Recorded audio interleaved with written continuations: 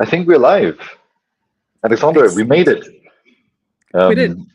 Thank you for joining me. I should maybe just introduce the setting. This is a rebooted effort of the hacking hours where we're trying to hack on neuromorphic tech. And the goal really is just to find some problems or desirable features, changes we want to make, and then just do them.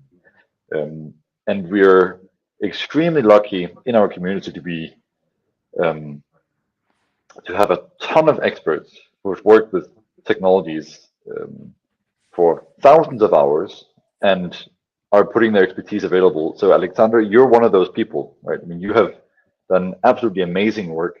And you'll actually give a talk later in Open Neuromorphic about some of that amazing work, particularly around event cameras. You've done many, many other things, also about processing and algorithms.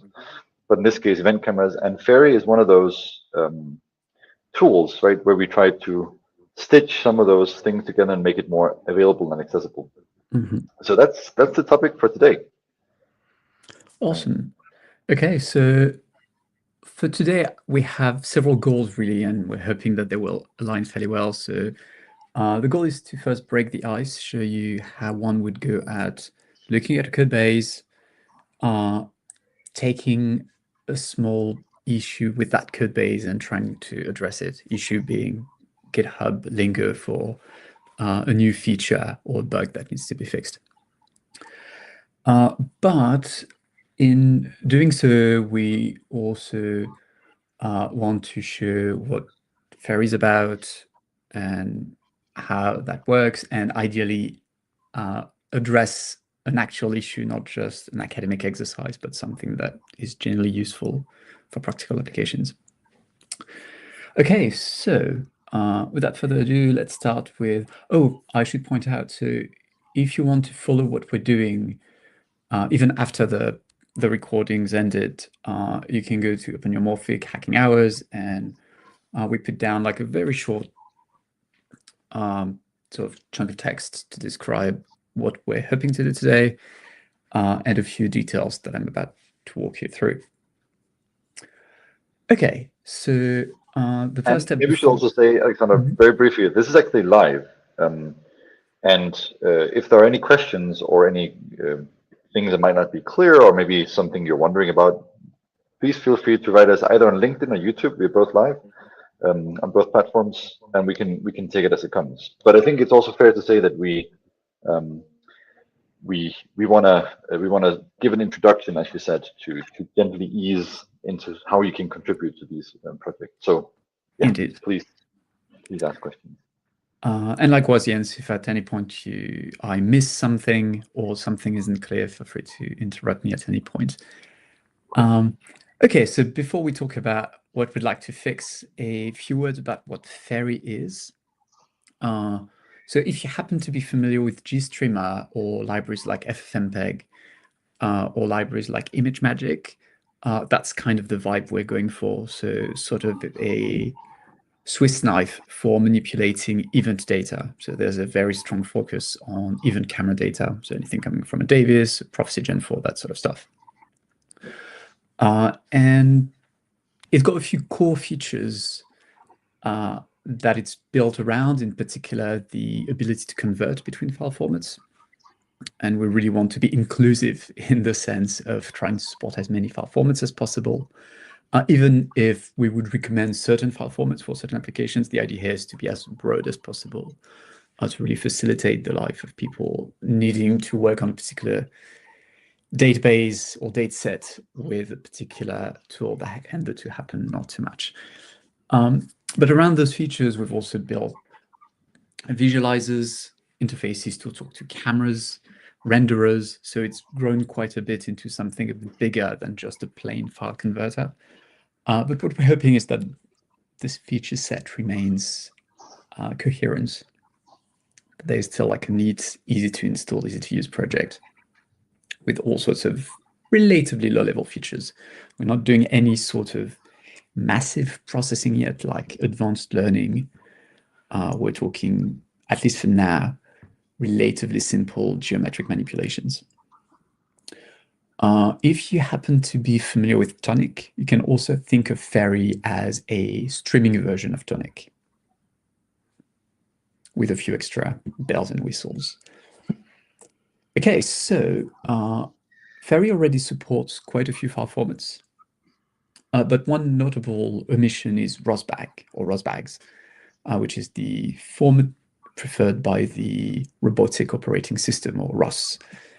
So our goal today is to try and add a decoder for now, maybe an encoder if we have time, to at least load those files coming from, because quite a few data sets from the neuromorphic community use that format to encode event data. So that's the case, for instance, of the first-person view drone data set that was recorded a few years ago. So And say maybe if you want to...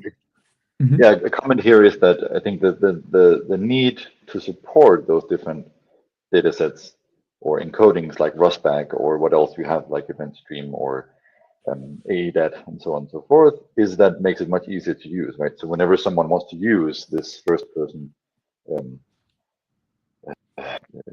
data set from Zurich, then they don't have to first implement that code and then run it. Hopefully, after we're done here today, we will allow direct import of this data set. You can just straight up use it in Faery, right? Which I think is pretty nice. So the reasonable way of doing this, so something worth pointing out is that Faery is primarily a Python package. Like a lot of tools in the research community, it's become the de facto lingua franca for research. So it's quite natural to have an interface in Python. And the natural way of adding that feature would be to just use the Python package that deals with ROSBAGs, import that and add it to the Faery code, convert it to our internal formats, and call it good enough. The problem with that, which is really a problem with the Python language itself, is that Python does a really bad job at dealing with dependencies in terms of long-term support. So mainly for two reasons. And I should point out, so the reason why I'm going deep into this little spiel here is because that's going to motivate some of the complexity that we're about to add, so that it doesn't feel just gratuitous, but that there's a reason why we're dealing with Rust, as you'll see in a minute. So even if I have a very specific version of my library, and I'll specify that I want to depend on, say, ROSBAGs and a specific version of that library in turn has dependencies too. And those dependencies may or may not have a specific version number.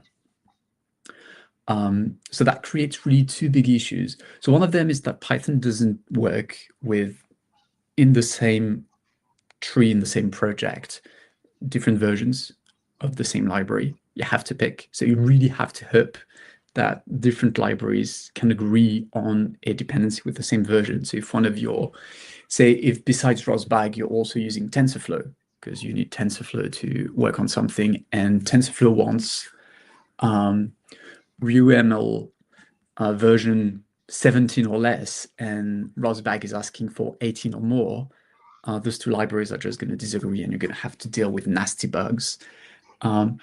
Arguably worse, when the libraries are not fully specified, this problem can appear down the line. So it may be that the library is working today, but in 2 years it gets upgraded and suddenly it stops working because one of those dependencies that may be solving a problem you don't even have, could be a part of the library you don't need, is breaking everything. And those problems are really frustrating, especially in research where we often have limited developers. So it's not like we have a full team fully supporting 24/7 all those projects. So those cause problems down the line. The last one that is quite important as well from a safety perspective is called a supply chain attack, which some of you may be familiar with. Basically, if I don't specify the version of a dependency and that dependency gets upgraded with a virus or some code to steal data, I might be safe. But when you install my library, completely unaware of that internal dependency, you may get the newer version, which may have a virus. So even if my code is safe and the dependencies are safe, through this complex dependency tree, you might be installing things that you really don't want on your machine. So Python and the community at large is working on fixing some of those issues. Some of them are just fundamentally hard to solve, and some of them are not solved yet. So typical solution are log files, except that they're not standard yet. So all that to say that whilst there is nothing wrong with using those dependencies in a small local Python project, for what we hope is going to become a foundational library like Faery, we don't want to bring all those issues with us, with the idea that people would install Faery quite a lot, right? Like every time you need to convert things, like you just want Faery a little bit everywhere. So the decision we've made is to effectively deal with those dependencies through a different language and compile everything. It so happens that we need to compile stuff anyway for some of the features that we want, in particular compression and decoding and encoding, become really slow if we write everything in so-called pure Python, which perhaps deserves just a quick word. So if you've written a lot of Python or Python your whole life, you may be unaware of the fact that all the very fast Python libraries are not actually written in Python. Something like NumPy, if you open the box, if you look at what gets installed when you pip install NumPy, you do get a few Python files, but you also get most of the code really is going to come in the form of so-called .so files or DLLs, shared objects with effectively C or C++ precompiled code. That code is designed to interface neatly with Python. So as far as you're aware, it looks like you're using Python code, but under the hood, everything is C or C++ or Fortran or Rust or any other compiled language. So that's the choice we've made with Faery, to hide a lot of that dependency complexity inside Rust. The upside is that it's fast, and that instead of dealing with the Python way of managing dependency, we can deal with Rust, which solves quite well the fundamental issues we face when we deal with Python. Cool. So all that to say that today, in order to add Rosbags, instead of just writing a bit of Python code, we'll be writing Rust code instead. That's going to do the heavy lifting of decoding the Rust stuff, and then just a bit of Python interfacing so that it connects to the rest of Faery. So I think that's a wonderful point, right? And probably important to describe, since people might expect that we want to write Python, which I guess we will have to interface it with Python, as you said, but the main code will be in Rust. But I also think it's a wonderful point to make now that we talk about library development, right? Because Faery is essentially a library. And when you just write code for yourself, it's very easy to just take a Python file to get started. But the point you made about dependencies and how different libraries interact with each other, right? So you talked about, RuML and RuML and other no idea. that might have different versions, right, pegged to them. That highlights the fact that whenever you want to write something that generalized across platforms, so we're talking about versions, we're also talking about operating systems like Windows or Mac and Linux. All of a sudden, you run into a host of problems, and I think that's typically something that that scares a lot of contributors away, right? Because it suddenly makes it much more complicated. But the silver lining here, I think, is that if we just go away from the Python world and focus on the Rust world, then a lot of those problems have been dealt with for us. So just by writing Rust, we might have a little bit more inertia, right? We have to learn. The learning curve for Rust is a bit higher, right? But if we transcend that and we just deal with that, we get so much more for free. And that's I guess what you meant by compile library. So that Faery is no longer just a set of Python scripts. It's actually a set of binaries. So it's these library files, if you will, that is tailored to the different operating systems with the different libraries at the different versions, right? So I think that's the technical way of saying exactly what you said, which is we don't want users to bother with this. We want everything to be fixed for the users when they run it. Indeed. And yeah, it's worth pointing out that So this applies to contributors. So if you want to contribute to the Faery code, there are bits and pieces in Python. So there are definitely some things that can be done without knowing a single thing about Rust. But if you really want to contribute across the board, you do need to know Rust. However, if you're a user of Faery, even a Python user, so if you're writing scripts where you're using Faery to do something, then you don't need to know anything about Rust. That's the whole point. It's hidden inside the library, much like you don't need to know anything about C++ to use NumPy. Beautiful point. Yeah. So Cool. now, okay, now we covered kind of the hideous detail of why we do Faery in the first place, right? And I guess that's maybe one of the big motivations, right? Because when you work, Alexander, when you work on your sorry, your desktop machine, for instance, right? You want the same code to be running on your Raspberry Pi when you send it to the International Space Station, right? So one of the main reasons for developing stuff in, for instance, Rust is that we solve that problem once and for all. And then we back to the idea that once you've done the contribution and the code is added, then you can sit back and just enjoy the fruits of your labor. That's the goal. And ideally not have to fix everything again in 1 year or 2 years, which has been my experience because I've used Python dependency trees for certain projects. And sometimes they just randomly break because one of the dependencies was upgraded and broke things down the line. And that's really frustrating. When you get back to a project, reinstall it, and it was working and it stopped working for reasons that are beyond your grasp. Yeah, which you don't want to do 2 minutes before a satellite launch, right? Or whatever, whatever you face. Definitely not. So there are definitely like very practical reasons why it's good to avoid it in a sort of operational context. But even in research, like if you do something at the beginning of your PhD and a year later you have to reinstall it because comments on the paper finally came back and it's broken, and you have to spend 2 weeks just changing one line of code, that's just wasted time. Yeah. So that's a really good point.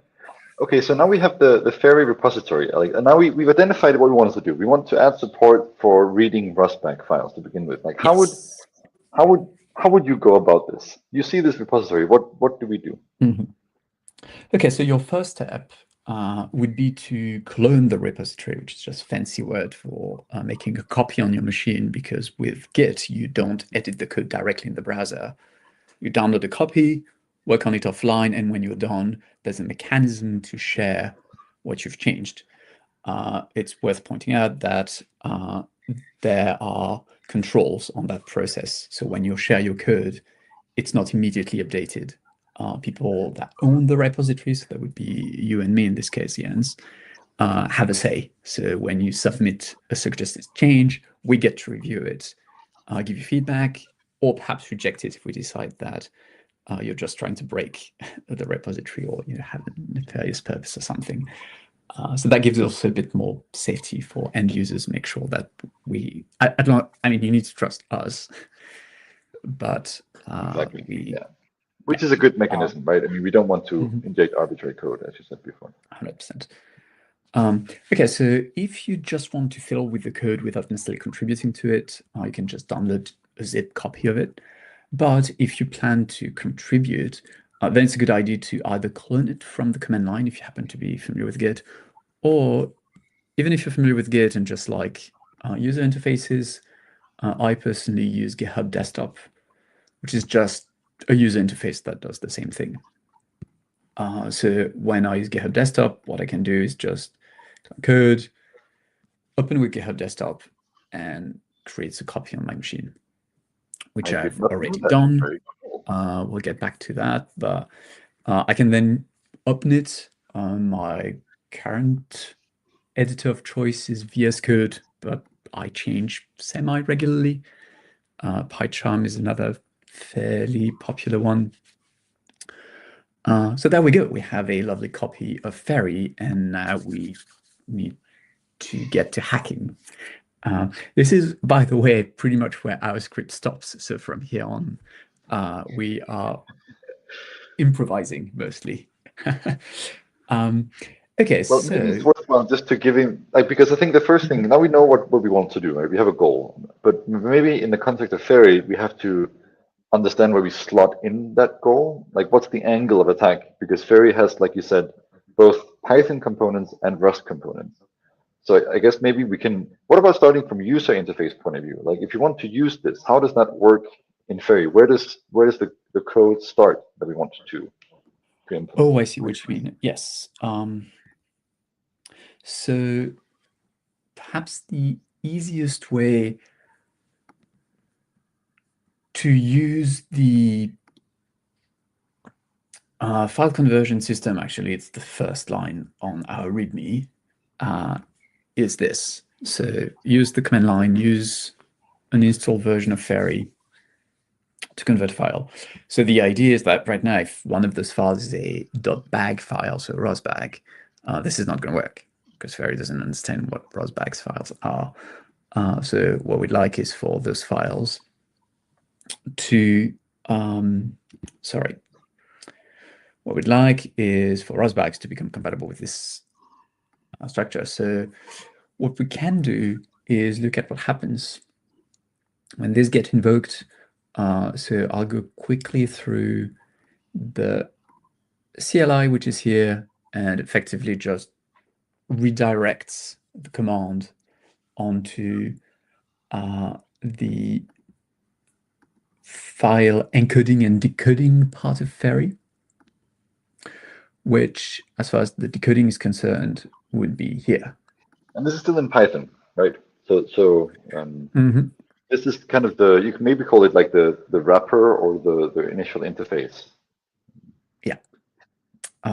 So what effectively happens is when this command is passed by Faery, Faery recognizes the input keyword and creates, the input keyword followed by the file keyword, and it creates Because a I guess there decoder could be instance. multiple different inputs, like inputs from a UDP stream or input from an event camera and so on and so forth. Yeah, okay, Absolutely. but so if it gets a file, then it realizes this particular encoder.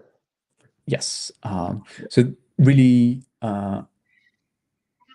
without necessarily digging too much into the details here, this line creates an instance of this class and then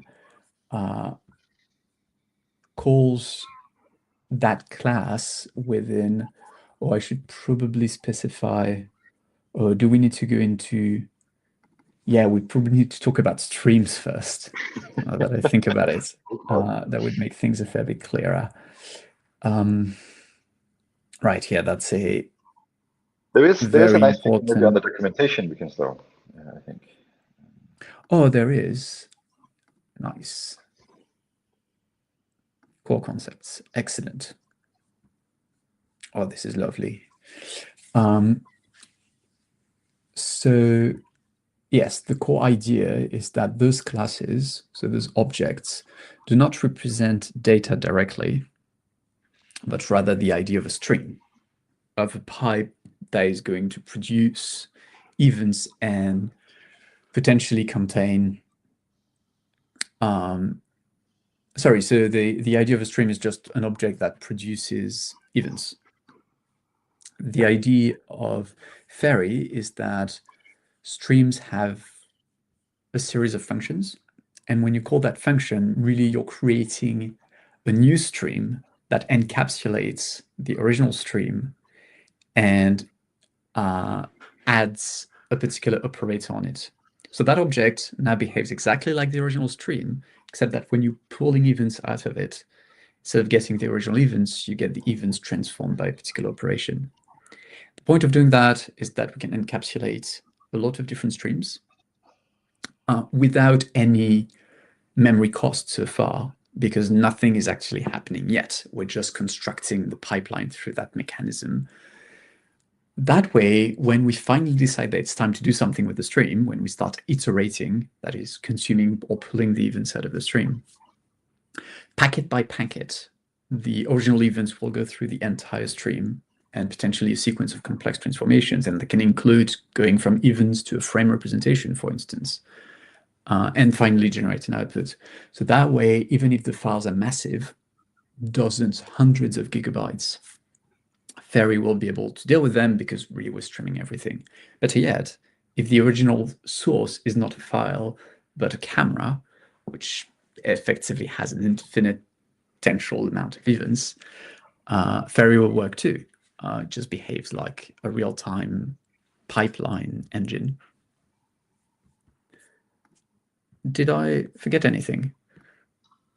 No, I think basically what I heard you say was that we have these streams of things coming in our case events, Mm-hmm. right? And we want to stitch them together, right? So the point is that you can take for an input stream, which could be, an AEDAT file input stream, and then operate on it. So let's say you want to crop some events and then you want to save it to file. But the Mm-hmm. whole point is that you can replace some of the components, right? So if, for instance, we wanted to not take an AEDAT input file, but let's say a ROSBAG input file, you can just replace that stream and plug it into the same chain of events, and then you get the same behavior.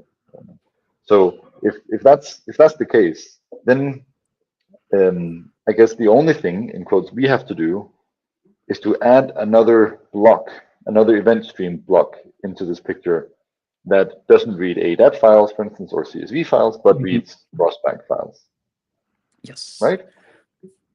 Mm-hmm. Yes, I understood it. Yeah. Awesome. Indeed.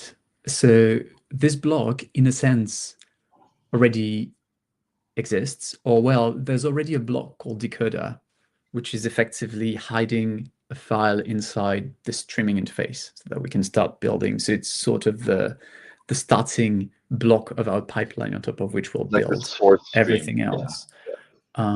And Python is doing all the nasty file management stuff here of figuring out, okay, if the file ends with .csv, then maybe it's a CSV file. If it ends with .adat, then we can read the first few bytes and confirm that it's the magic number of ADAT files, that sort of stuff. So all that is done in Python, specifically by extracting file type.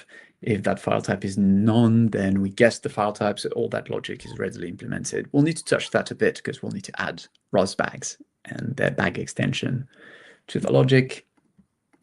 And then we have a very basic if-else clause that says, well, if it's an ADAT file, here's what you do. If it's a CSV file, here's what you do, and so on and so forth. Now, if we look at ADAT, for instance, what it's really doing is calling adat.decoder, where adat is another module in Faery. Now, it's a bit of a weird module because that module is not actually written in Python. Now we're getting to the Rust bit. So that's going to be our first step.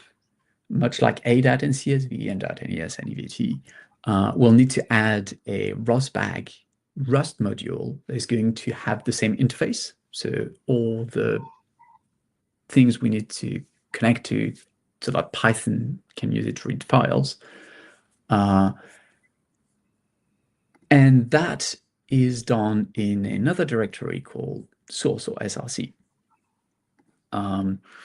So I'm going to start doing a bit of copy pasting. So we'll want to have first a nice little directory called ROSBAG. And at least for now, it's going to look a lot like that, I think, because we are going to, at least for the time being, implement a subset of all the things that a ROSBAG could feasibly contain. Technically, they're even more general than ADAT. You could encode IMU data in them. You could encode frames. For now, we are going to pretend that those ROSBAGs only contain events and ignore everything else. Maybe while you do some of the copy pasting, maybe I can just briefly explain the difference between the mod Rust source Yes. and some of the other files, because now, like you said before, basically we have encoders and decoders for ADAT and DAT and CSV and all the other files. So that's already in place. So we can literally copy paste it. But it's worthwhile, like you said, to notice the difference between the Python module, right? So there's the encoder in Python. But essentially what Alexandre showed you before is that that Python module is calling into the Rust module. So somewhere we have to explain to Python where to hook into the Rust code. Where do you start? How do you interface with it?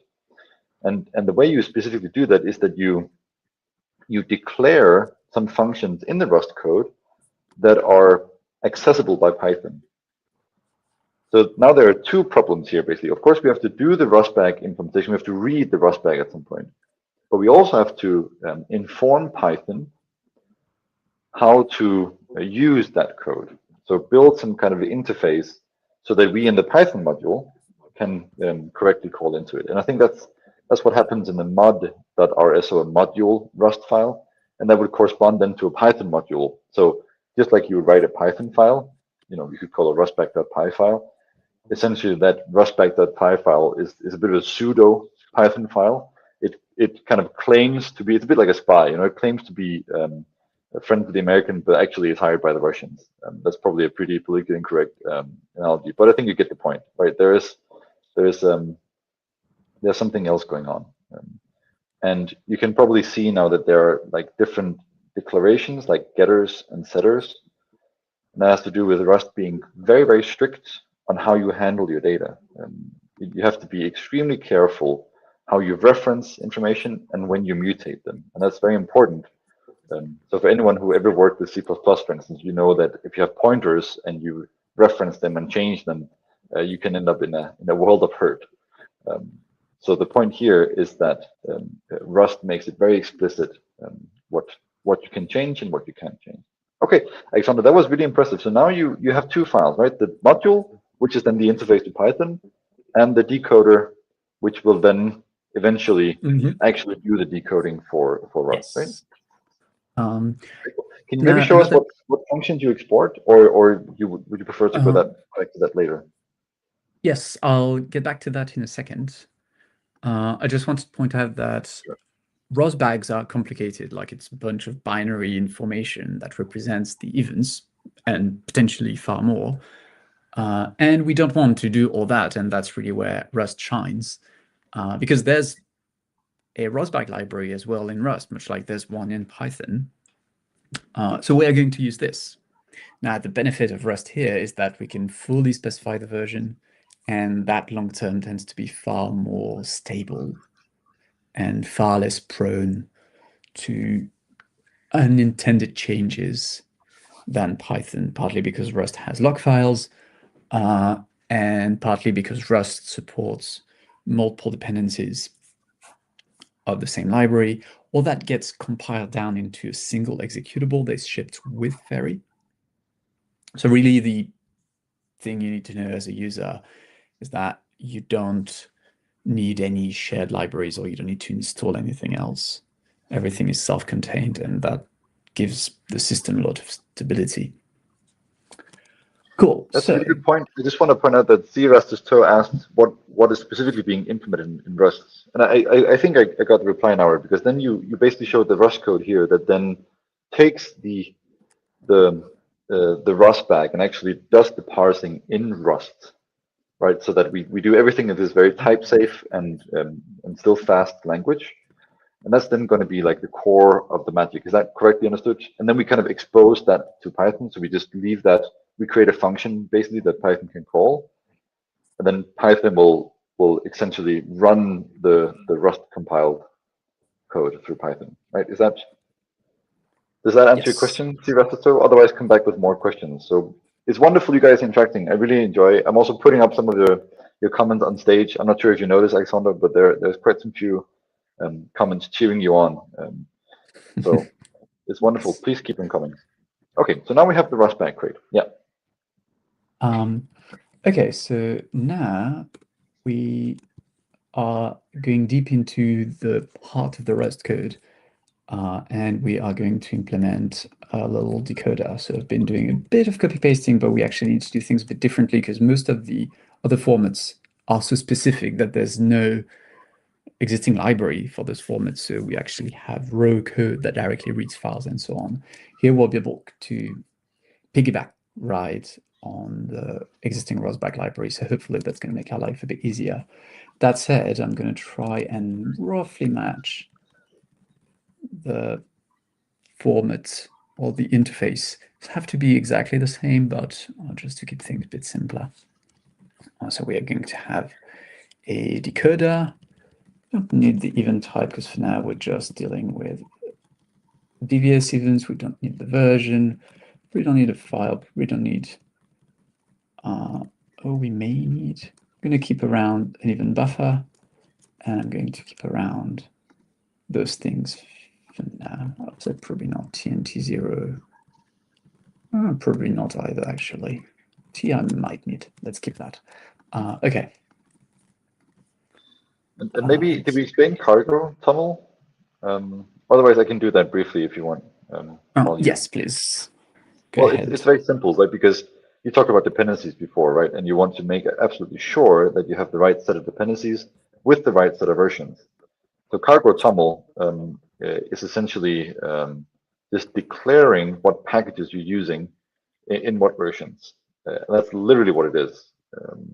And the benefit of that is that Rust then keeps track of all the dependencies and the dependencies of the dependencies to make sure that everything aligns well. So once you just in cargo tunnel adds and declares that you will need this cargo, this Rustbag library, right? So we're relying on someone else's code who put in the effort to read Rustbag files.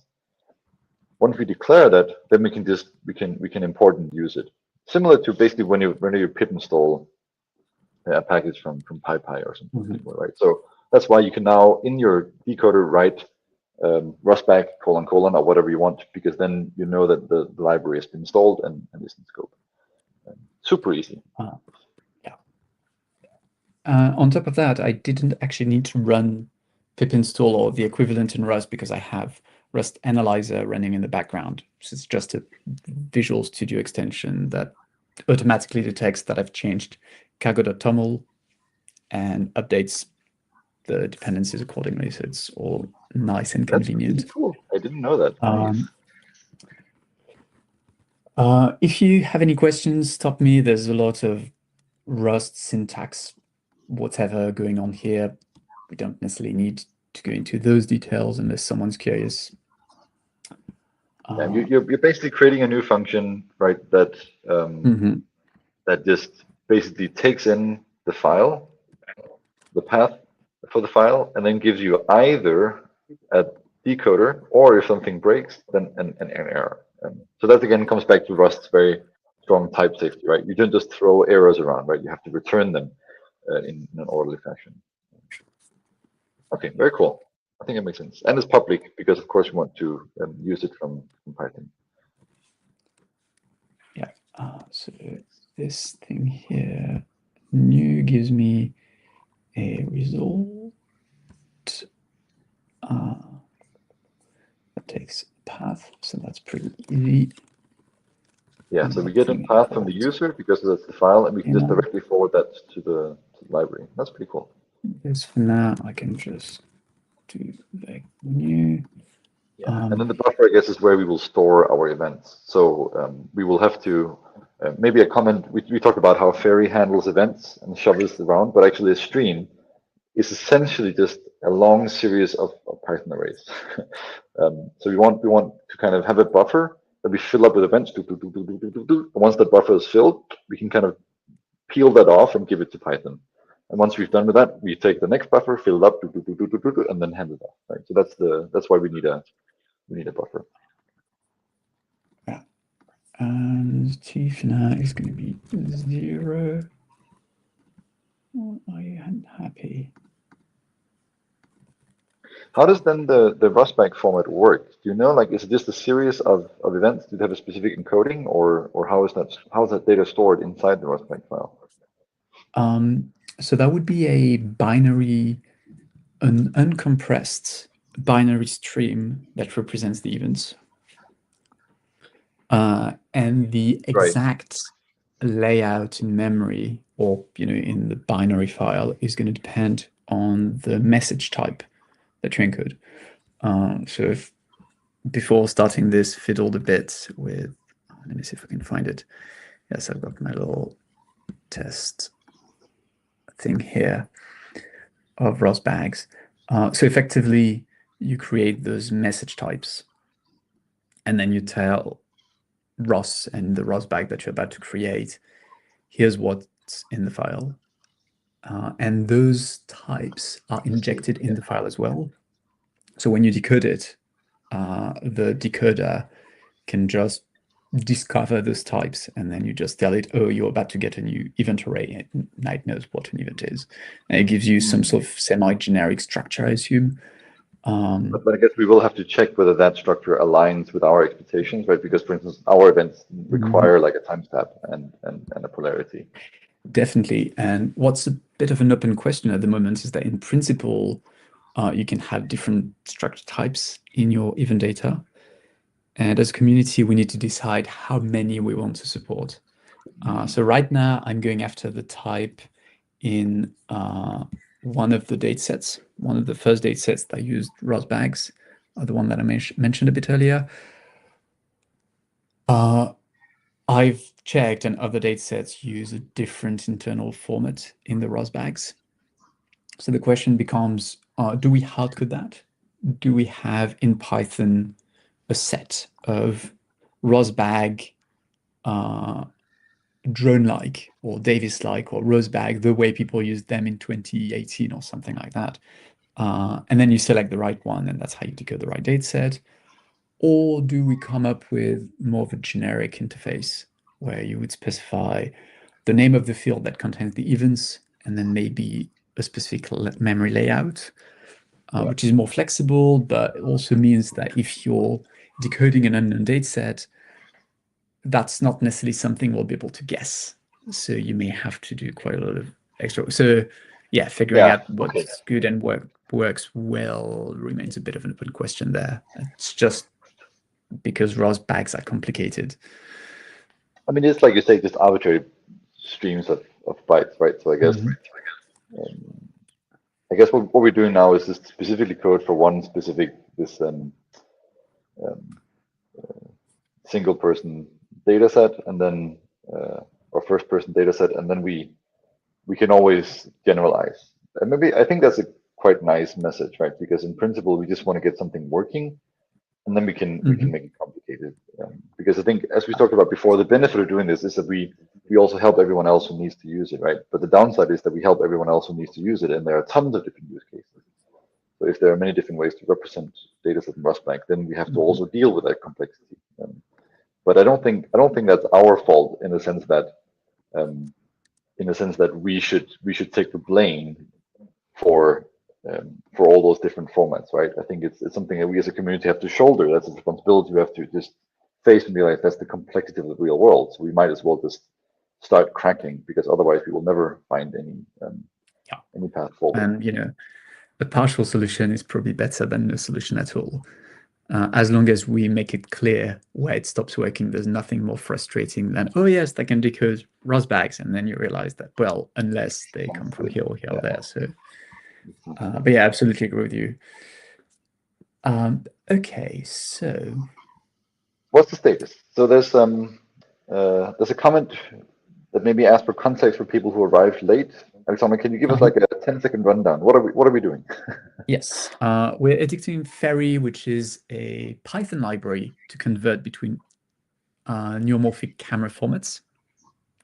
And today we're trying to add ROSBag support to that library.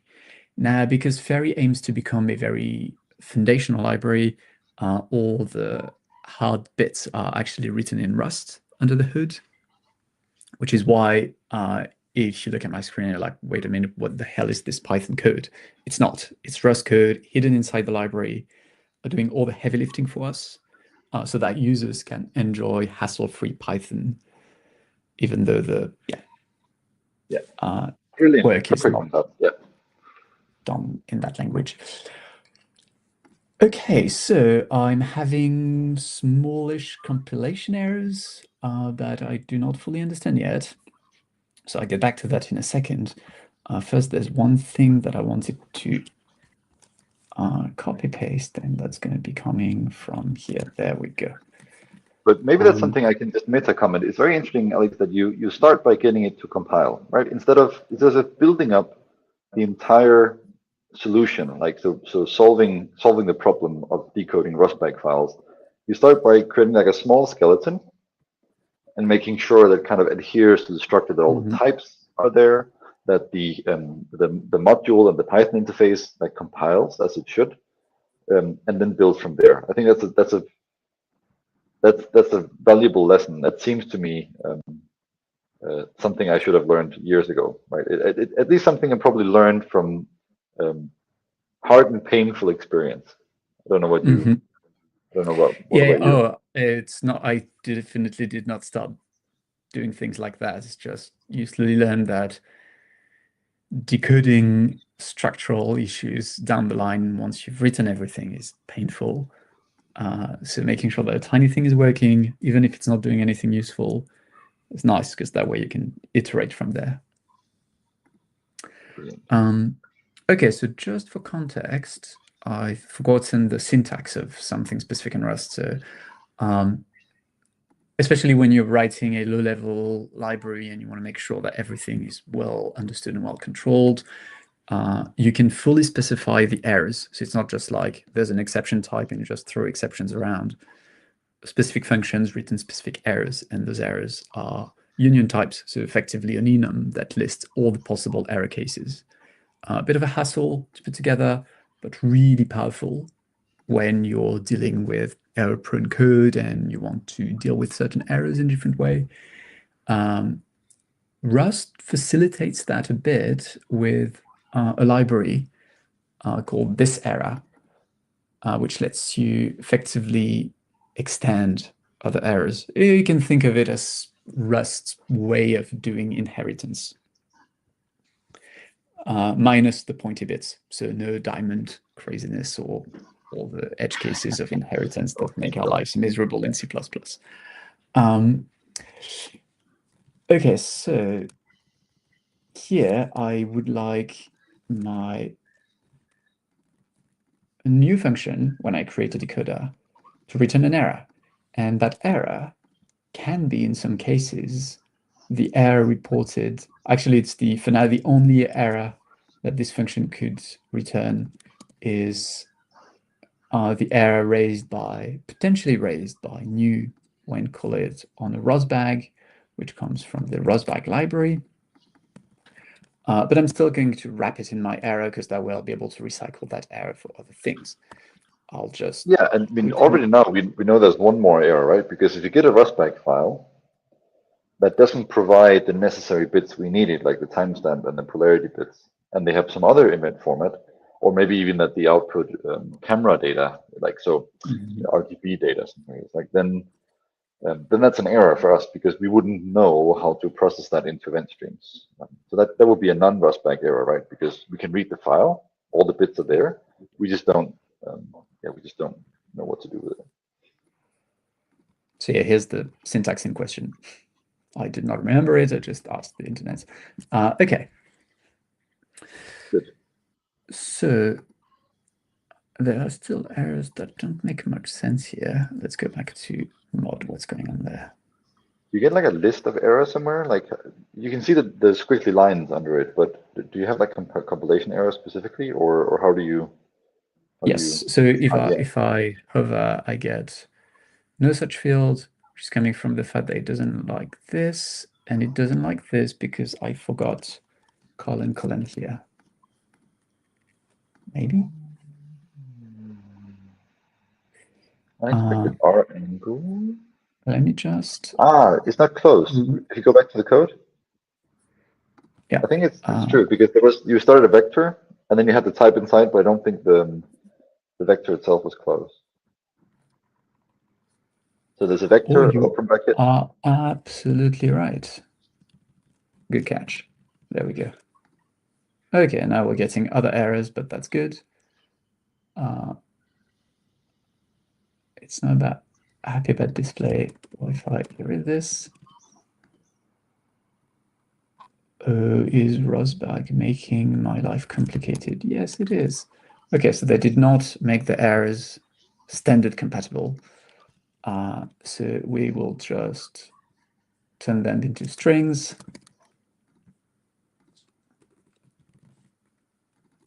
Perfect. And deal with that.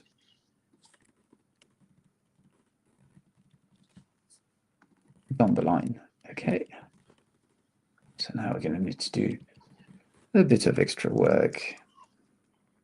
Yeah, because now we got the result from rustbag, which is either the rustbag thing or an error. And if it's an error, right, then we have to convert it into a string because we don't know what the rustbag error result really gives us.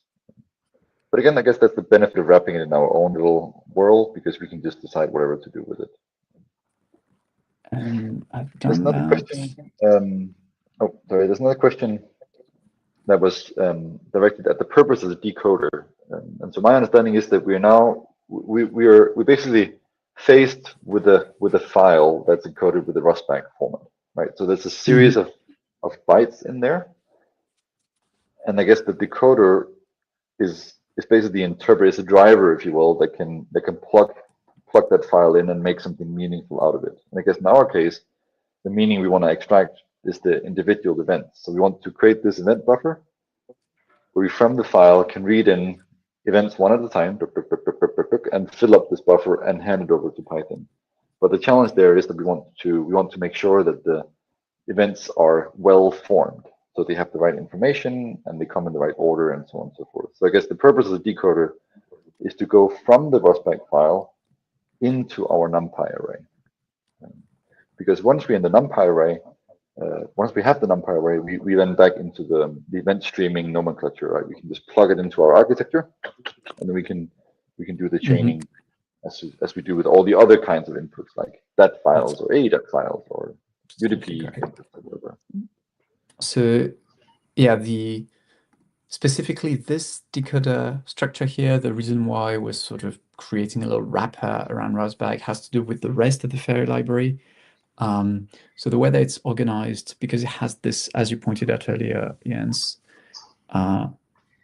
a part that does the interface between Python and Rust, and a part that is just Rust doing its thing. And just to keep that distinction clean, in all those directories, by convention, we've decided to put everything that has to do with Python in the mod, which is sort of putting everything together. And everything else is Rust without a trace of Python, even the interface. If you've used Boost and C++, you can think of the other files as just pure C++ and then sort of a Boost extension to add Python bindings. Same sort of vibe.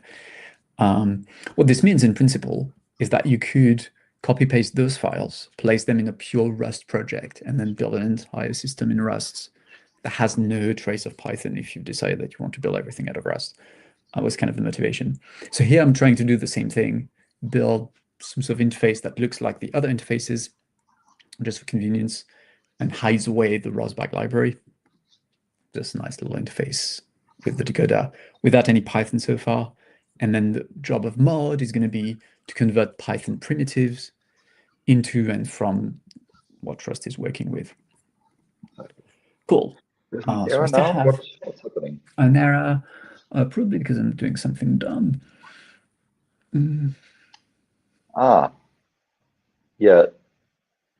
So it gets Okay, the it result, wants but reads the ROSBAG. an okay, but I think that it wants this. There. Uh,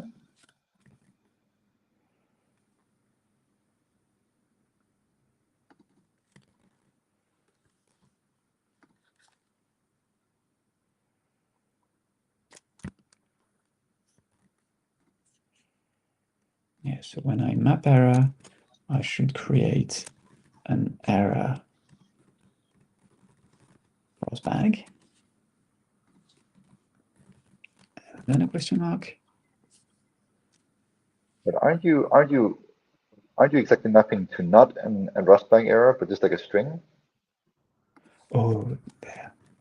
So the error should. Okay, Rust is happy. But I'm not sure I understand that, Sorry, because that. when you create the ROSBAG thing, right, you get a result which is either the ROSBAG or an error. But aren't you trying to map the Oh, error then so into a string? in terms of types, so this expression gives us a so new here gives us a result. So a result is effectively a union that can be either a Exactly. ROSBAG object Or an error. or an error. That error being specifically an error of the ROSBAG library. Yeah. Now, because I want my own union, so what I want to return is a union type that can be either my decoder Yeah. or Or my error. the local error, right? Not the Rosberg error. Yeah. So what I want to do effectively is write something that says, if what came out of that function is a Rosbag, then you can return a decoder object. So the With the part of the Rosberg. union is going to be union decoder, and that decoder is going to be my object whose inner happens to be a Rosbag.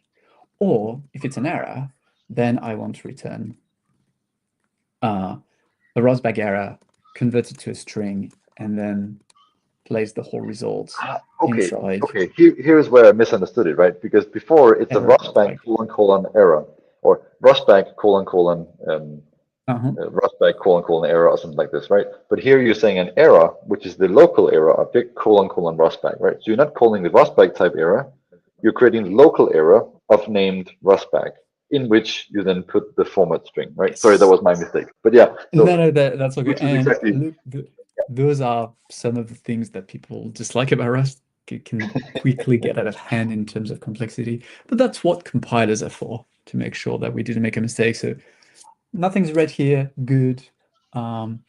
In mod, we still have a couple of issues. So of course, my little decoder class here only has one function, which is new, to create an object. Oh, and by the way, unlike C++, where new has a special meaning, in Rust, new is just any function, really. Here, I'm just using it per convention to initialize a new object, but I don't have to call it a different name. So Python is also saying we'll have an attribute that returns dimensions and all sorts of stuff that we are going to comment out for now that we compile. Oh, it's perfect. still unhappy. Why is it unhappy? Oh, right. Because here we have a decoder. And yes, what I forgot to do is, so this little question mark here is a shorthand for if it's an error, return it immediately, otherwise keep going. So sort of a raise, except that it's not really raising, it's shorthand for return. But it's expecting a pi result, which is something compatible with the Python error system, so that we get nice clean exception in Python. But I need to tell Rust, if you get one of our decoder errors, namely the little type we created here, here's how you convert that to a Python string. There we go, now it's happy. It's because it knows how to convert types, which question mark does automatically.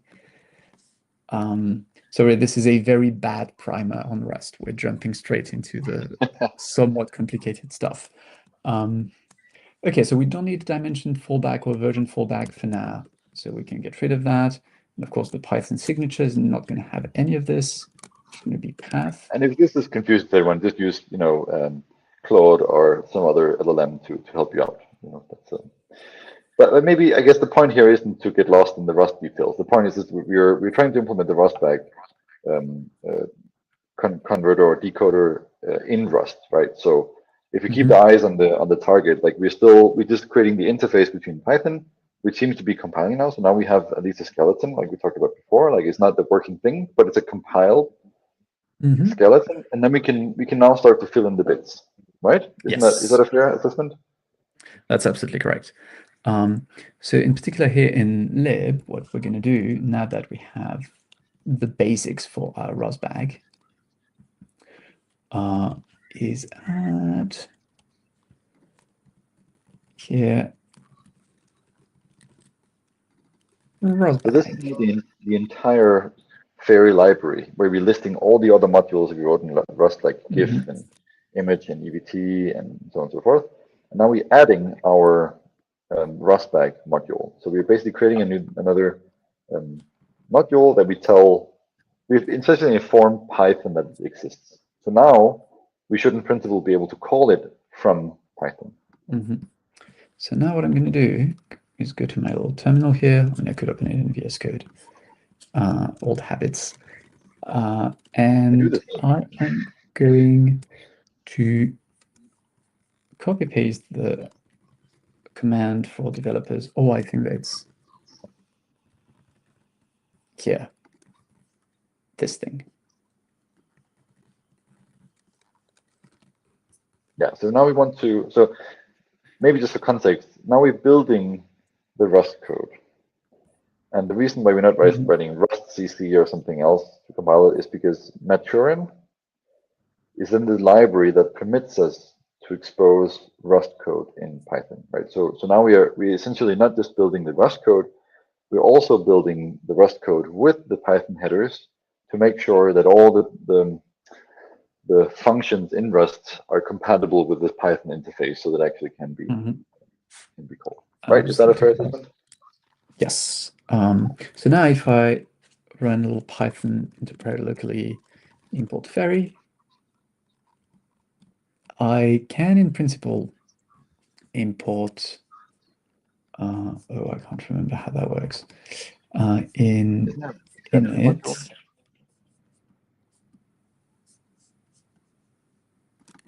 So I should be able to do Faery extension. Yep, and Faery extension dot rosbag.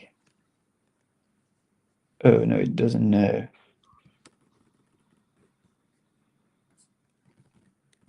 Like this, perhaps.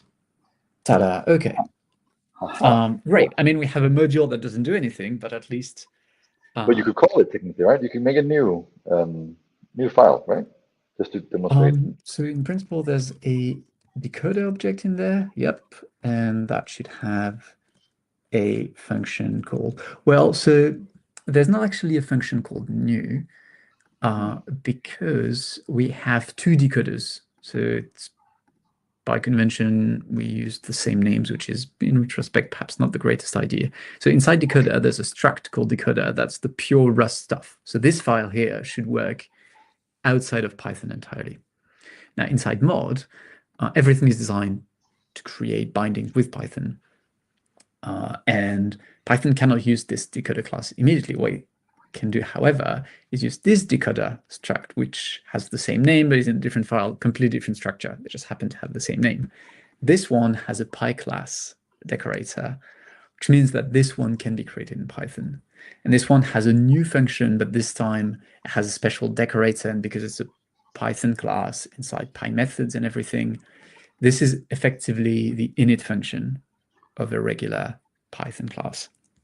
This new function here in the decoder class, pure Rust, nothing special. It just happens to create a new instance by convention, but you could call it anything.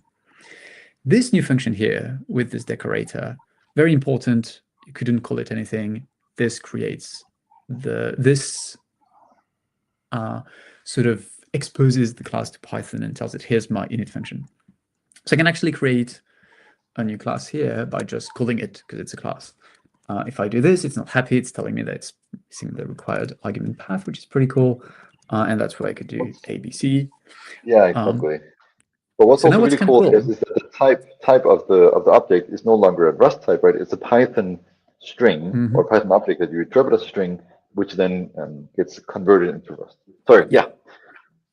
So now what's interesting is that I tried with ABC, which is not a rosbag file on my file system, and I got a rosbag error. That's the work we've been doing of converting those errors through the whole. So the whole point of doing all this is that now if I give my Python class the wrong file name, instead of getting a nasty crash or anything like that, I guess I get a nice clean Python error. So from the perspective of my user, it looks like they're doing pure Python. They don't know that under the hood it's all Rust. Cool. Okay. Very so cool. That's great. We have a Rustbag file lying around that we does can. Nothing. You have a Rustbag file we can test quickly, just for fun, because essentially, if you open that, right, it should be a valid Rustbag file. So I actually downloaded the little drone dataset in hope that we could convert it. I don't know if we'll get all the way to that, but I can probably just drag and drop this like this. Okay. Okay, so that worked. It's happy. It's opened the file. Cool. Super cool. Exciting times. Okay, so now that it's done that, what we'll probably want to do inside this little new function here, sorry, is that we are going to place inner here in its own little variable. So now Yeah, I because have now, access to that inner object before we even return it, so we're inside this initialization function. And what I'd like to do is extract from the header the width and height of the object. The point of doing that is that we'll create here an object called dimensions. That's going to be a tuple with two U16s inside. that's the shape, if you will, of your aperture, your camera. So you know how Yeah, many pixels in width and how many pixels in height. and that's super important for tons of algorithms or rendering and so on. You really want to know how big things are. So here in this little part of the code, what we'll do is extract that information from our file, and that way the outer shell here will have access to that. So that way I can create now a Python function called dimensions, and that function will just call decoder.dimensions. And I guess important here, it's a function inside the decoder. So that's essentially a function in the class. So when you create the object like you had before, it will be a method that you can call later to get them the actual dimensions. Yeah. And that is going to take a self. From that perspective, it kind of feels like Python. And there we go. Right. Nice little And function. it's even the same name, which is nice. Yeah, there's no problem in Rust. Definitely a problem in some languages, but Rust is fine with that. I think, in principle. Oh, except that it's returning, it expects an option. Oh, right, because I copy-pasted code from a format where size is optional. But here we are going to make it mandatory. There we go. Okay, so on to figuring out how to extract that from the inner. That's where we are going to steal a bit of inspiration from my little Python test thingy. Yeah, so now we're getting into the nitty-gritty. Everything else up to here was actually set up, right? We just make sure that the Rustback dependency is installed. We can actually open Rustback files from a given path. So now we have access to the Rustback entity, and this is then what the Rustback library implements. So we can start to extract meaningful information from it. The question then is, what information do we need, right? So in the beginning, first we wanted dimensionality. So the question now becomes, given this Rustback thing in Rust, how do we pull out of it the dimensionality? And that's again coming back to your point, Alex, because there are tons of ways to encode information here, right? So we need to get the header of the file of the Rustback stream essentially, and then parse it correctly. And for that, I'm over my head because I haven't worked with the Rustbacks. So Rustbacks have this concept of a connection, which is really more of a type. So you could have an IMU connection, a frame connection, an even connection in a file. So those are different streams bundled in. And then once you've identified a connection of choice, you can iterate on messages, which are little chunks of a particular connection, and then you can just extract all that. So really what the Python library does is lets you iterate over all the messages, and it gives you the connection, but you can also ask for a list of connections. Looks like the Rust version does not really let us do that, which is going to be potentially a problem. So if I have a Rustbag, that's the structure I've just opened, I can get a number of connections, I can get a number of chunks, and I can get chunk records. That seems to be the thing that I want, which is an iterator over chunks. How do you distinguish from chunks? How do you know what a chunk contains? So a chunk is gonna potentially contain a compression type, and then it's going to give you a list of messages. Okay, that's good. So I suspect... Oh, you know what? Let's try and we'll see what we get. So what I'm going to do is just Get the take the example. yeah, get chunk. Ah, So nice there. they seem to be doing that. So just so that the code compiles for now, dimensions is going to be 0, 0. And I called the bag inner. And chunk record can iterate on reference, so I don't need to make it mutable. That's great. That gives me a record. Then that record can be an error, in which case I get a rosbag error.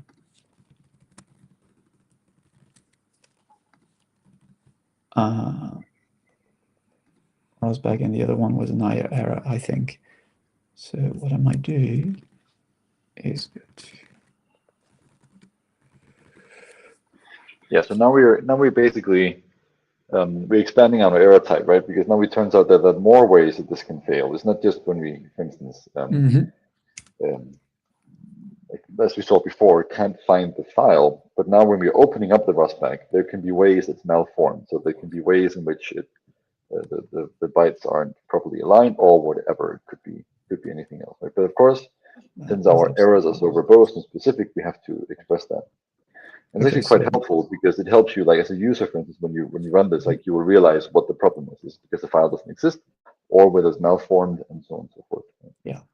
So now we're matching either a chunk or one of my favorite features in Rust, the fact that when you have an enum, you fully define all the possible values that can take. Yeah. And Rust can just help you fill that, much like a switch case. I just like this. Yeah, because the types are complete, right? There's nothing, there's no like throwing or anything, right? So you can't escape the type you know. Either you get this or that, and there's no other cases. So yeah, there's a bit of preparation work to sort of put all those types together and so on. But once it's ready, it's really nice to change. It's really nice to update after the fact as well. Okay, I worked a bit with a language called Idris at some point. They call them holes, which is also really cool. I recommend people checking that out. If you're into dependent type, this is candy. Anyway, okay. Now we have either a chunk or indexed data. Oh yeah, okay. Because the question mark then would just immediately return the error, but that wouldn't fly, right? Because the error would come from the rustbag. So we have to map it into the rustbag error we have locally in line 2. Yes, it's the error we had earlier where, so it turns out that this thing here is actually an IO error. So that I can just throw immediately and sort of implicitly convert.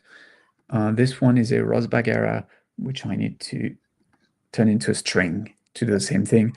It could be that I was wrong and there was actually another error. So not right away, but at some point I'll double check that sort of stuff. Okay, so in a record, we can have either a chunk, in which case we're just going to print chunk.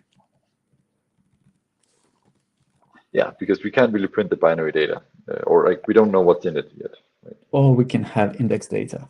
What we can do is... Can you move the terminal a bit to the left? I think our videos are overlapping.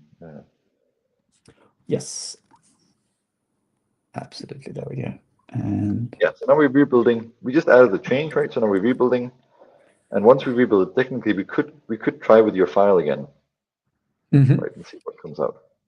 So now you're iterating over it, right? So that means for every chunk we get, we should see one of these print statements, either this index or the actual chunk. Yeah. Right? And in principle, I'm sure that I could, read through the documentation, understand exactly how things work. It's just way easier to print and see what we get.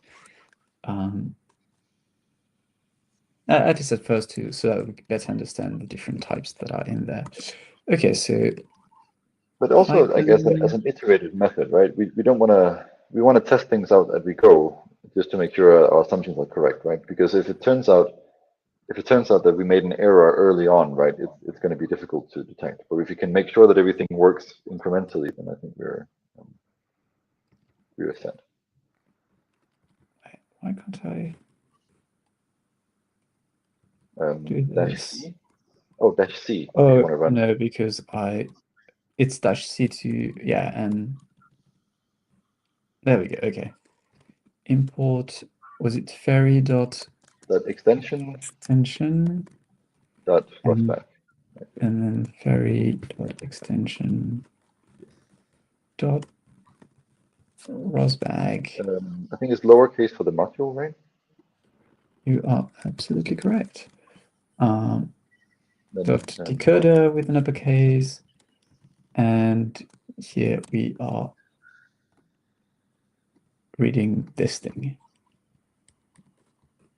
Okay, excellent. Okay, so there's a little bit of everything. So we've got chunks, we've got index data. It's always a chunk, 3 index data, chunk, 3 index data. Okay, so we can't just like ignore one of those. I have to understand what everything is, because there seems to be everything in those files, which we are trying to decode. Okay, so first question, so if a chunk is printable, then, okay, can I do the same thing with index data? This may turn out to be a very bad idea. I may be about to print, what's the size of the file? 500 megabytes worth of data. You have to recompile, don't forget.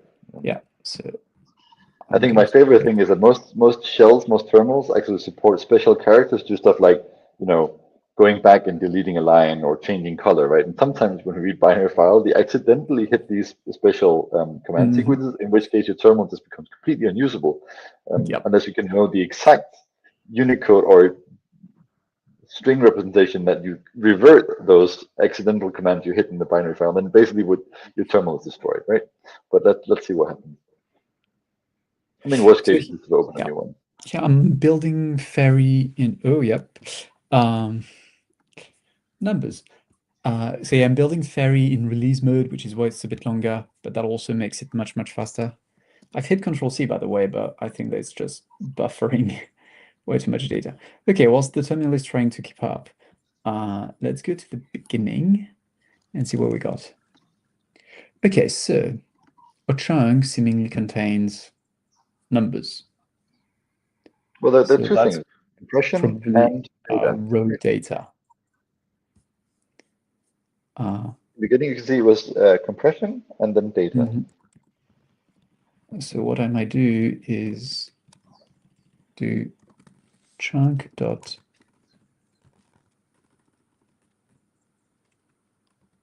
it's got a messages thingy. Okay, so we'll figure that out later. I'm kind of interested in index data.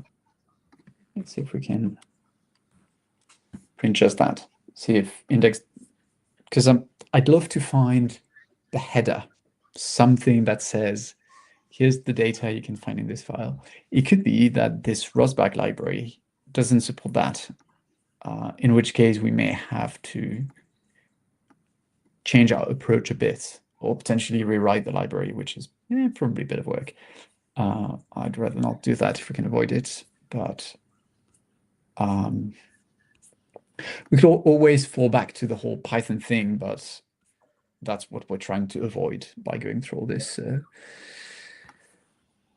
Let's see. Okay, this gives us a version and connection ID.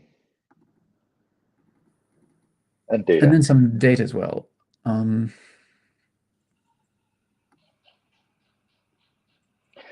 Where did you get the specification from the header from? From the... do you have... No, I should have that somewhere. A link to the data set was in...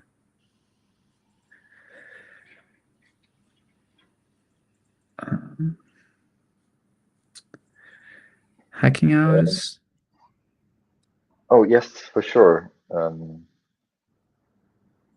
So I can put it here if you want. Oh yes, please. If you have that, that Just would submitting be it to everyone here fantastic. online so that you can see it.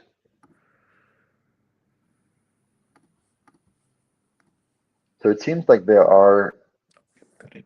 I guess that's what you refer to these as channels. There are some certain strings that map to certain message types. So for instance, we have sensor underscore or DVS underscore MSDS slash event array, which seems to then be probably event arrays. Yeah, so that's where the types are defined here. So But isn't, okay, sorry, go ahead. I suspect, though I'm not 100% sure, that index data might contain those types because they have to be written somewhere in the file. Though I'm not 100% sure. Let's have a look at. So we could try to recreate a struct for the DVS message type, for instance, and then see if you can parse it into that.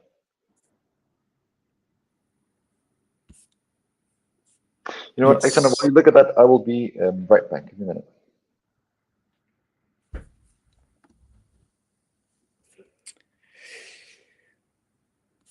Okay, so I'm trying to find some basic documentation on format v2, which happens to be the one we're using. There we go. Oh, index data is something else.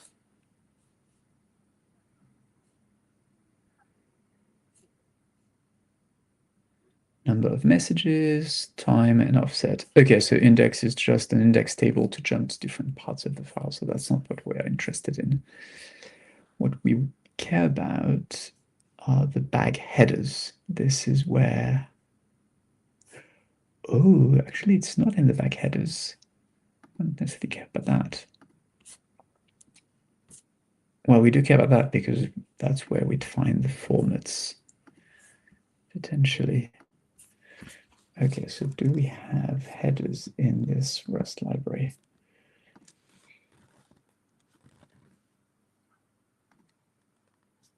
No, there's only an invalid header error.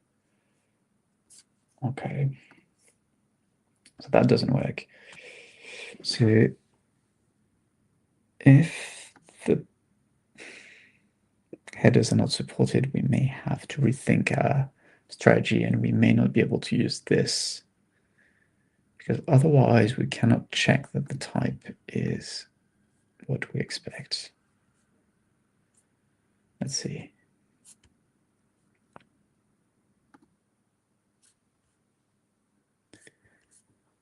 So a message record contains message data.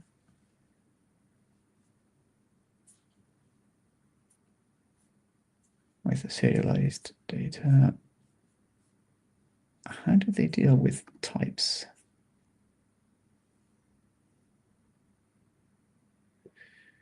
Oh, it may be that they don't.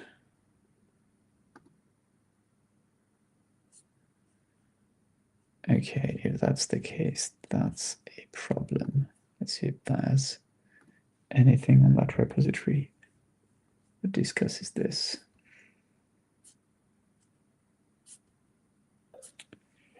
I am back.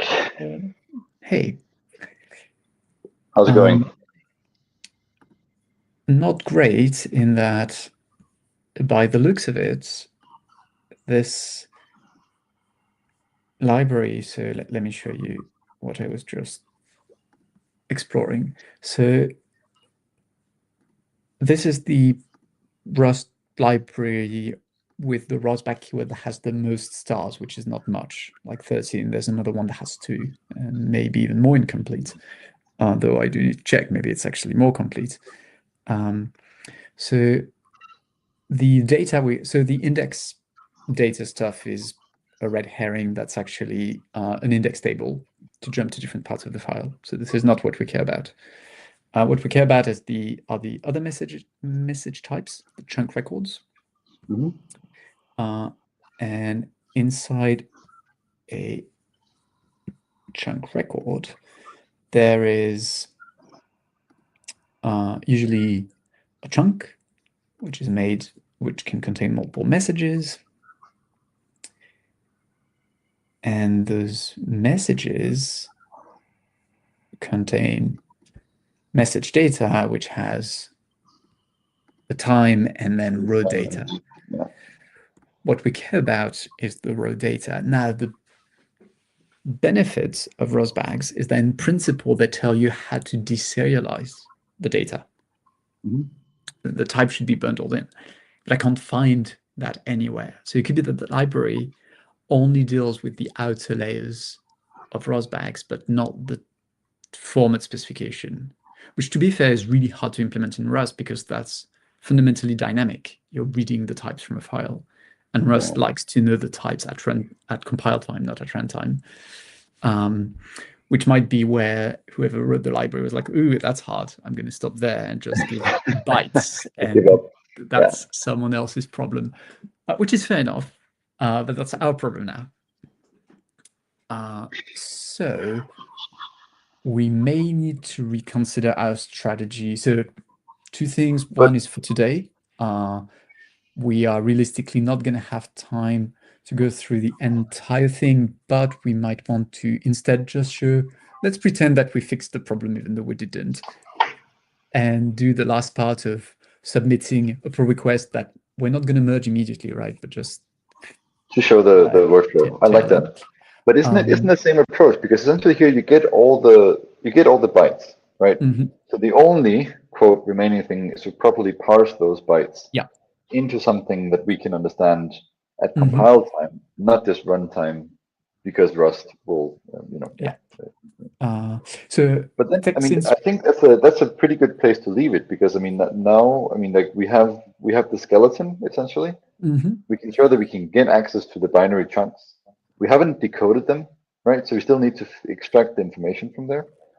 But we showed that we can call it from Python, like with the code. So this immediately integrates into the existing Python decoding infrastructure, right? Yeah. The other good thing, and that's actually a strength of Rust files, is that here we're not storing anything in memory. We're really iterating one chunk at a time. Nice. So in principle, that's quite efficient. Even if the Rust file is massive, you would only store one chunk at a time in your computer's memory. So you could, in principle, process very large files. Because I also looked at HDF5, which is another container format that is very flexible and kind of works that way.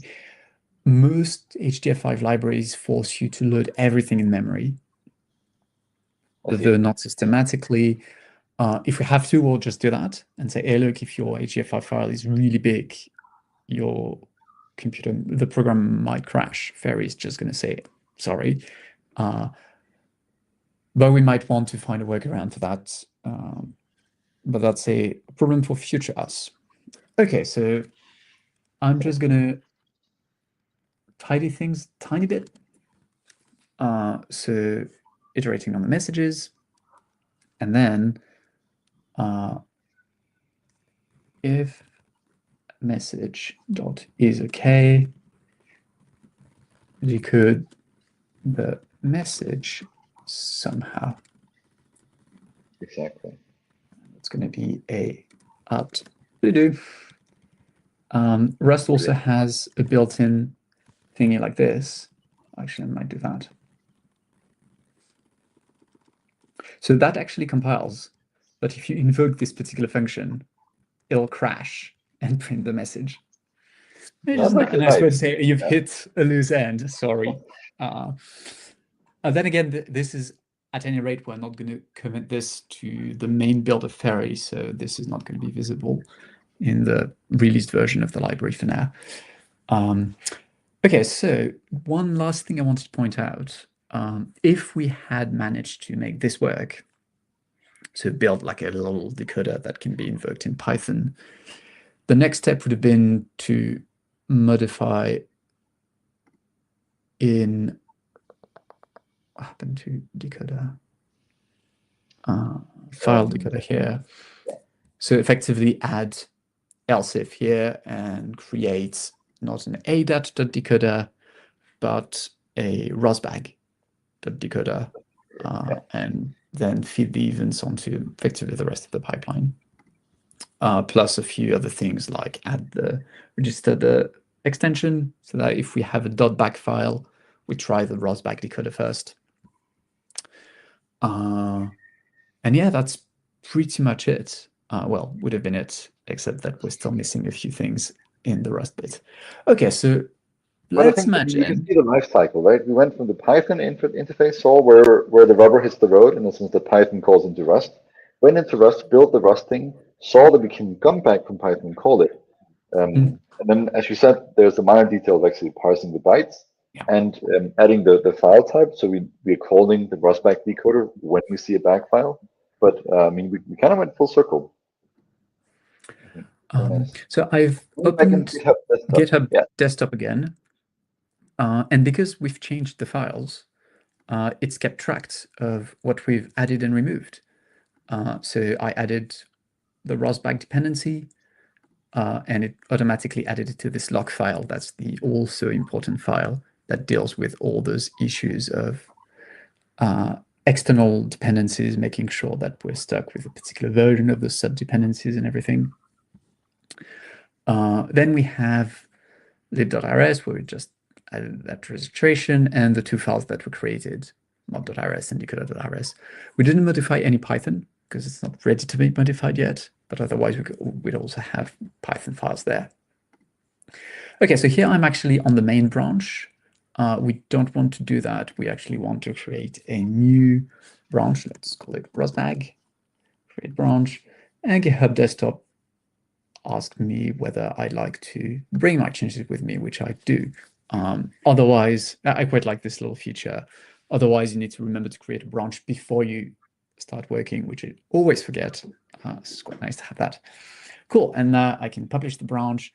Now, because I'm one of the maintainers of the library, I actually have write access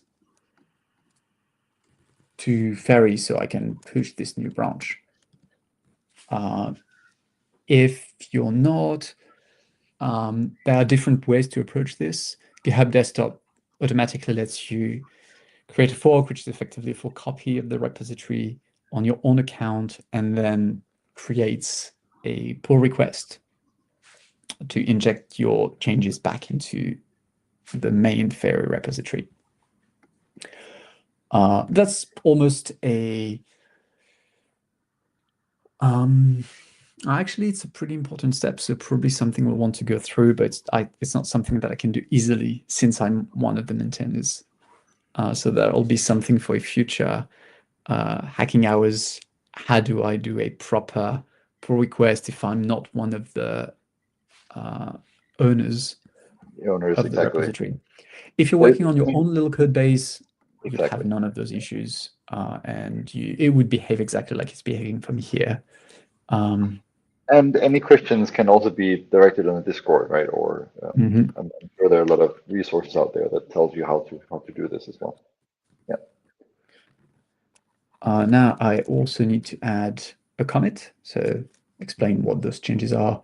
It's a very small number here. I'm just going to do one big commit that is vaguely descriptive. But ideally, you would want to try and do a decent job at that, explaining what the changes are, especially when it becomes complicated. Though, to be fair, I'm really good at not doing that. I'm just having one big commit being like, here's everything, deal with it. But that's a bad practice. But then again, bad practices that actually generate useful code significantly better than the best possible practices, but nothing comes out of it because everyone is stuck in just trying to do things in perfect ideal way and not actually achieving anything. So I'm very much in favor of practical, down to earth, even if it's a bit dirty. But what's very cool now is that at the moment you press push, right, you got another box appearing exactly there, right? So you can see that someone just pushed changes up in a new branch called rosbag. And there's a very nice friendly green button which lets you compare those changes to the main branch and add what's known as pull request, right? So that's a way to bring code into the repository. Yes. So very quickly on this concept. So branch just effectively your own little set of notifications. Commit one little group of notifications on that branch. And then a pull request is a request to the authors of the repository to add your code to their base. It's effectively saying, okay, now I've done a series of changes. They form a coherent group, which they don't, but I'm going to do it anyway for the purpose of demonstrating it here. So this is why we have so many different steps, because they represent different parts of that workflow. So there's first saving my changes online. This is effectively what the commits are doing. And pull request, which is, okay, those changes are ready. Jens, please review them. Suggest changes. And if everyone's happy, we can officially merge them. Effective bad practices. Oh, I love this. You need a workshop on that. I like that suggestion, Justin. Very nice. Yeah. Okay, so here, if I create a pull request, I can then request Jens to go look at it.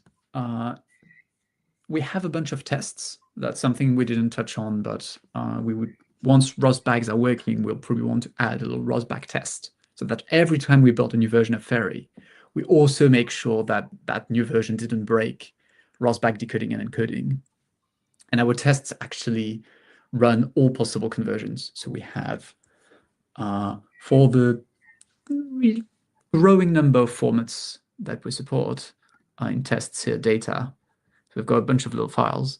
And what the tests do is take every format for all of those files and try to convert it to every possible format. So after testing, data generated looks like this, a bunch of files. And then for each file, after encoding it, we decode it again, and we make sure that the content is identical to the original, just to make sure that we can go full circle.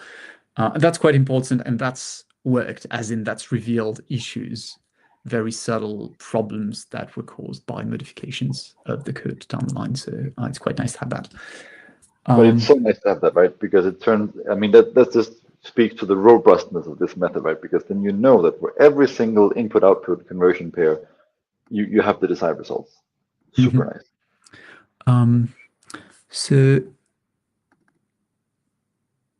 one thing that we didn't get to do today, I was hoping to get here, and perhaps to illustrate the big downside of going with Rust, is the fact that it's more effort on the part of the maintainers. It takes more work to get it work. Yeah. Everything else is better for the users, but yeah, the cost doesn't magically disappear. We're just moving it to a different group of people, namely us. So I did manage to do the same thing in pure Python, of converting it using Faery partly, so loading everything as a big nasty array. The code's horrible, but it is working. So that's one of those cool little videos that we've been eyeing but haven't really done. So I did use Faery to generate the visualizations. So once ROS bags work, we'll be able to do this far more directly. And this dataset is lovely, actually. So they've got a camera mounted on the drone, and then the drone just flies around, goes through different little hoops and everything, which is cool. With cool. The Davis 346, lovely dataset. So yeah, but it's a nice little teaser. I mean, I think I slowly have to wrap up, but I think it's very nice to see that the remaining pipeline in this plug and play architecture works, right? So like you said, you generate this using Faery. So once the ROSBag the decoder is there, we can actually create these videos relatively easily. And I mean, maybe that's a teaser for another session. I think it's been very instructive to go through the architecture, and I think we've gone into the very nitty-gritty details of how Faery decouples this Python and Rust idea. But I also hope that the message really comes clean, right? Because once those input-output key pairs or filters or steps in this pipeline is done, it really works for all sources, which is very, very cool. I wish I had this 5 years ago, I have to say. I mean that's kind of why we started it, right? It's like we'd have saved so much time if we started our respective PhDs with this under our belt rather than hacking together something that kind of worked. But yeah. Maybe we should wrap up, Alex. So what do you have any final messages, any wise words to part us with? I mean, so we looked at Rustback support, right? Because that's one other data set that we were thinking about. And I think one of the values of Faery is the ability to be so modular. And you mentioned, for instance, Tonic, which is parsing a lot of event-based data sets for instance, deep learning framework. So given the structure there, do you see any interplay there? How do you see, for instance, Faery That play is into the architecture in a the very good bigger point. community? Yes. So that's something we'll need to discuss, of course, with the Tonic maintainers. But I see Faery as could become hidden inside Tonic in a sense. So Tonic is really good at doing certain things that are beyond the scope of Faery. For instance, generating TensorFlow structures, that sort of stuff, to work more easily with machine learning systems. But Faery is also a superset of Tonic in other aspects, particularly the fact that we can stream packets. You can always just stream an entire file, and then you've just converted events from one format to another, which is what Tonic does. But Faery can do more than that in a sense, because you can do that in real time with real cameras and so on.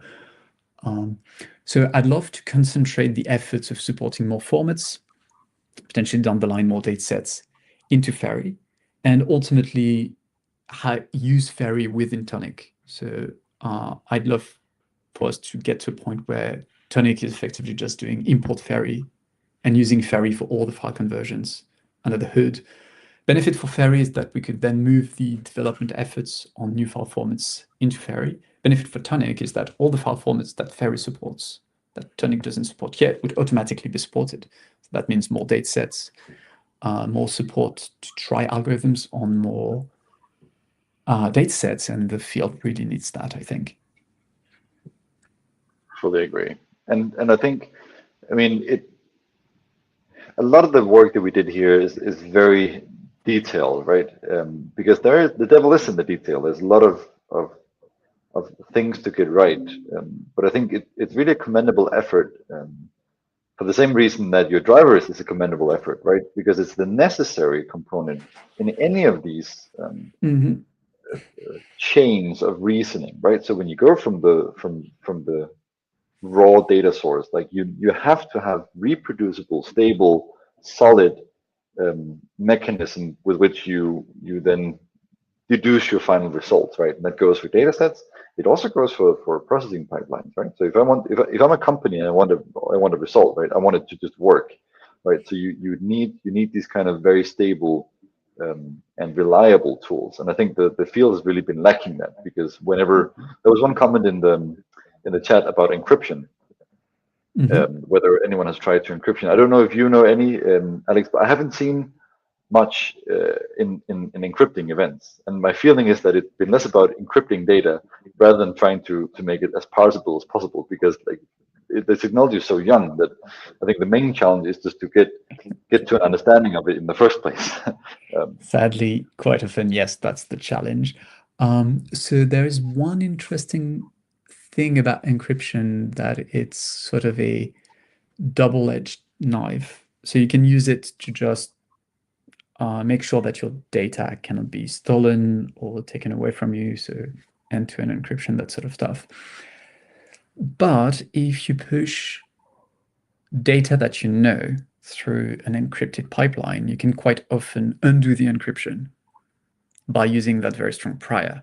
It's not always possible, but sometimes by knowing the sort of bytes you're pushing in and sort of spying on the encoded bytes, you can deduce the sort of encryption that's being used and then use that information to decode the rest of that pipeline, for instance. Which means that if you're pushing non-encrypted even camera data that you control, some of its patterns through an encrypted tunnel, you might be able to undo the encryption because you know what the data looks like. So all sorts of interesting things there as well. So anyway. I mean, it's a very young field, and I think Faery is a wonderful step in the right direction towards reproducibility and openness, and hopefully some way more and cooler research that we would even dream of doing. So I think we should wrap it up, Alexander. I really appreciate you taking the time to guide us through this very big stack. Admittedly, like there's a lot of detail. We talked about dependencies, we talked about Python, we talked about Rust, we talked about Rust-back formats, we talked about decoding, encoding architectures. But all this is crammed into Faery, I guess, exactly because then the users don't have to worry about that too That's the much. point.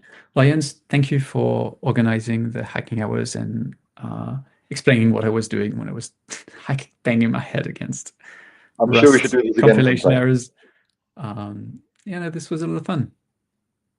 Great to see you, Alexander, and thank you. Likewise.